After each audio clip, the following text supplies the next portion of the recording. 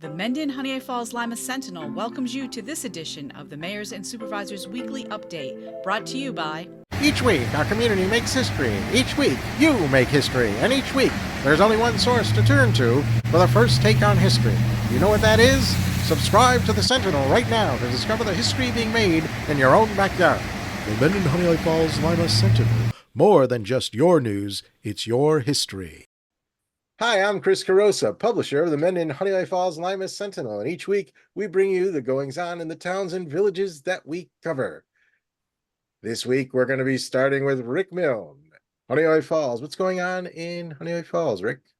Hey, Chris, it's great to see everybody.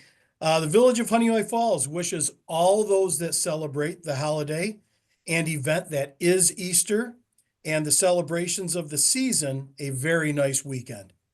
And for those that may not celebrate the holiday, hopefully we can all see the warmer, fresher weather coming and enjoy the upcoming week.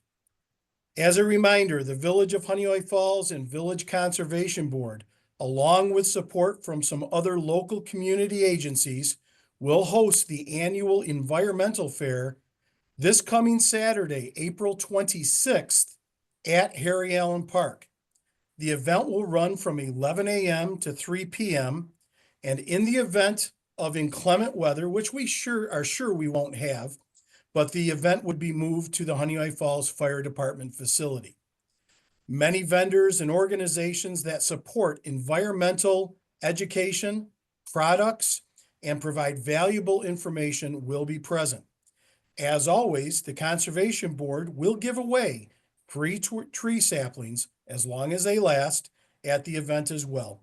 It's always a wonderful program and event, and also a lot of village cleanup is done that day too. And we're happy to support this program. On Monday, April 21st, the village board will meet to conduct our normal monthly business as per our schedule.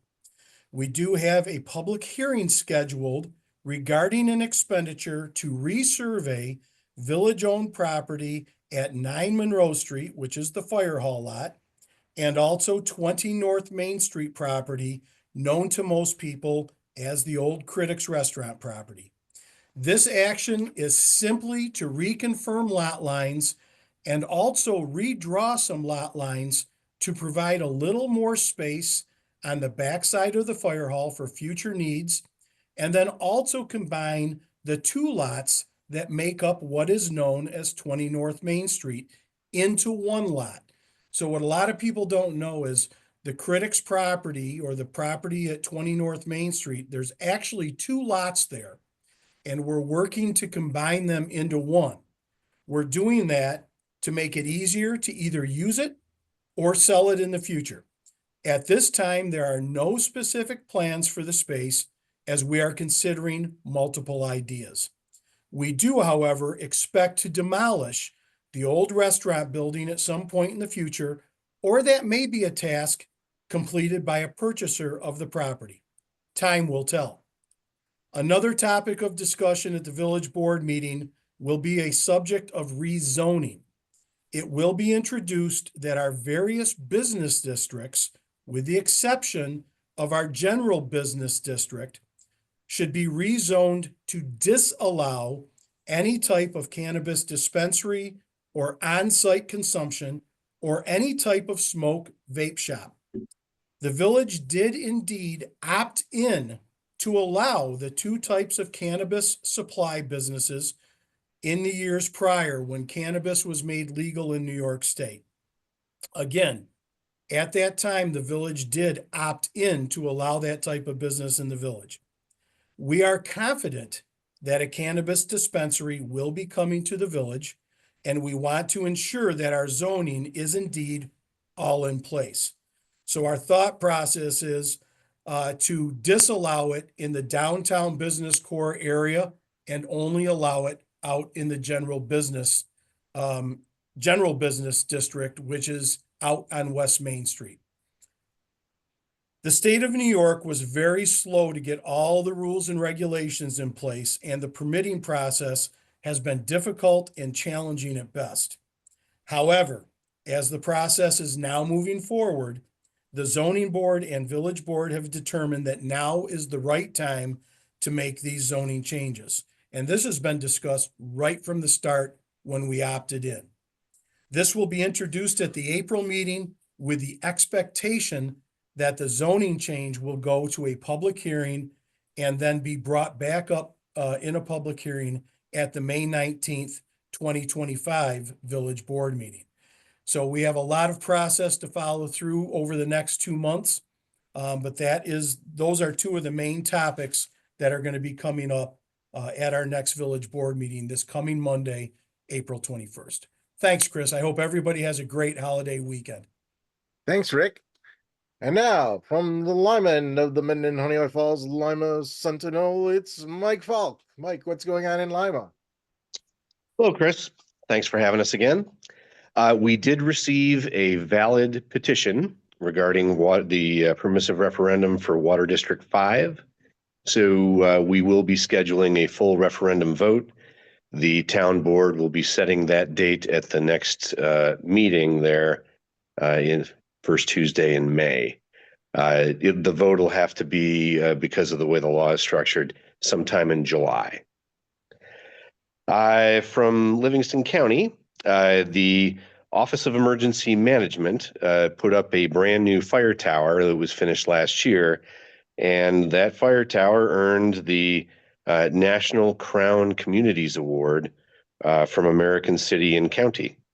Only one of 6 awards given out nationwide, so congratulations to the Livingston County OEM folks. Here in Lima, there's going to be a Lima Climate Smart Task Force presentation. It's going to be Saturday, April 26th from 10 to 2 at the Lima Town Hall. They will have tables with vendors that are all focused on energy efficiency, sustainability, and health and wellness.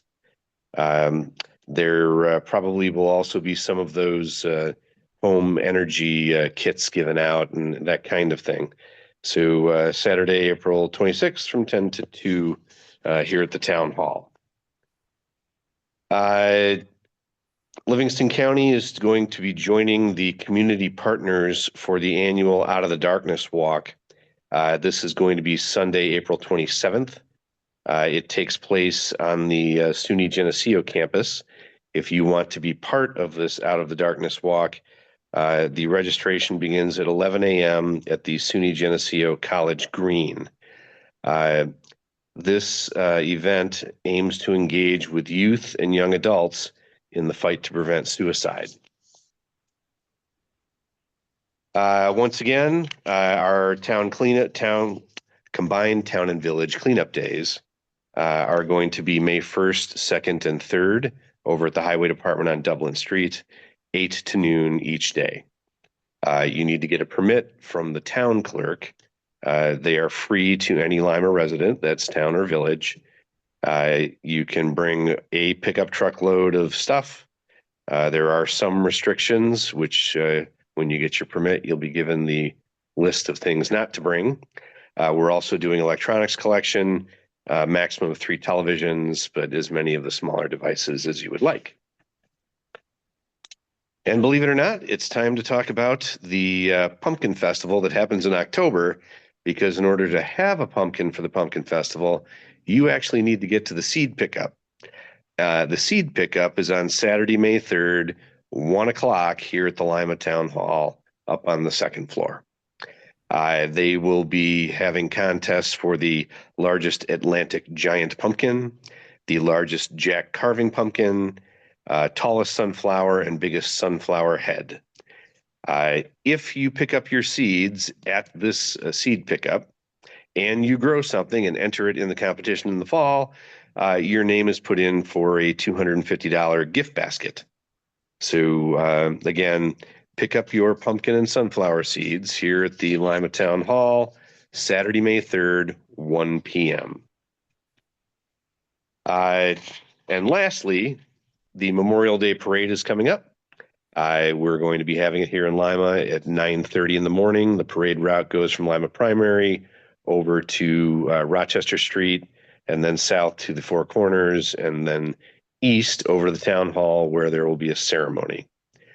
Following the ceremonies there, the fire department will be having hot dogs and such over at the fire hall for free. And then there's a 12:30 luncheon at the Legion Post. Lima's Legion Post is the one that's over north of the Four Corners in West Bloomfield. And that's all I've got, Chris. All right. Thanks, Mike. And now it's over to Brent Rosiak, who's in for John Moffat. John's on vacation this weekend for Easter. Brent is the deputy supervisor. So, Brent, what's new and happening in Mendon? Well, as you know, we're all getting into spring, no matter how much winter's trying to hold on this past week.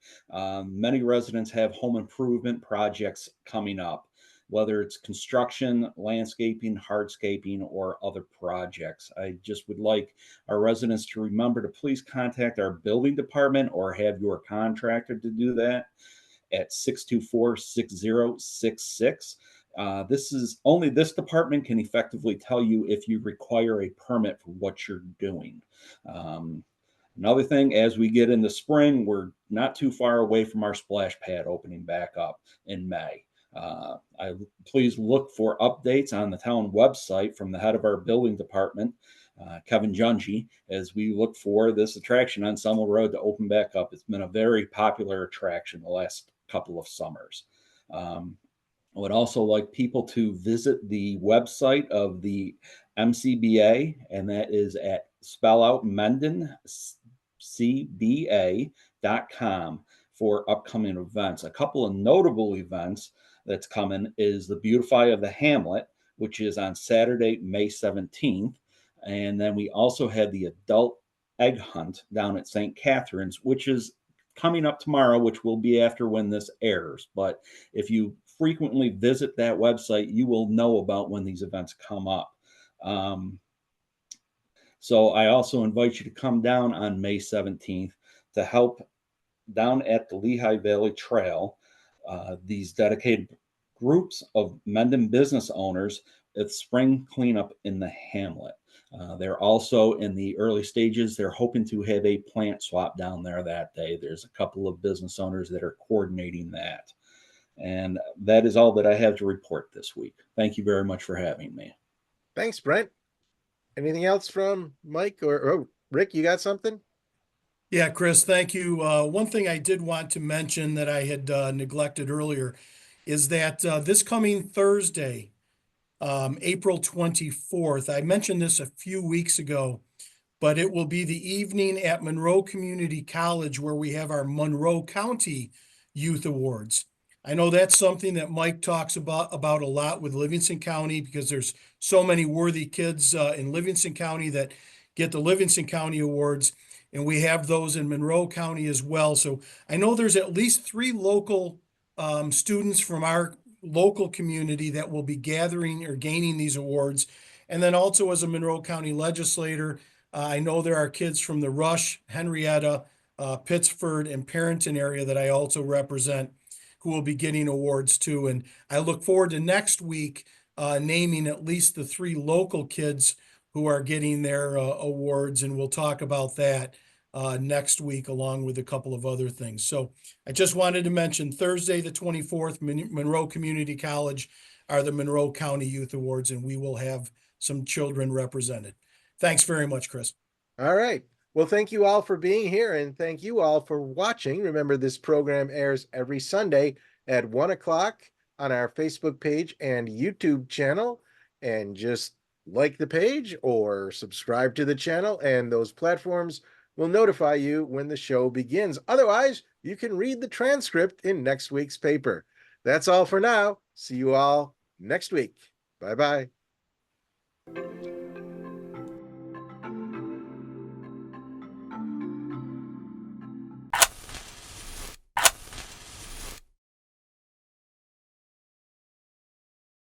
Imagine yourself communicating with a difference. Pan-Dimensional Solutions helps you do this. Whether live spectator events, taped broadcasts, or real-time audience-engaging programs, you can benefit immediately from the tools Pan-Dimensional Solutions will share with you. Do you want to make a difference? Contact us at pandimensional.com.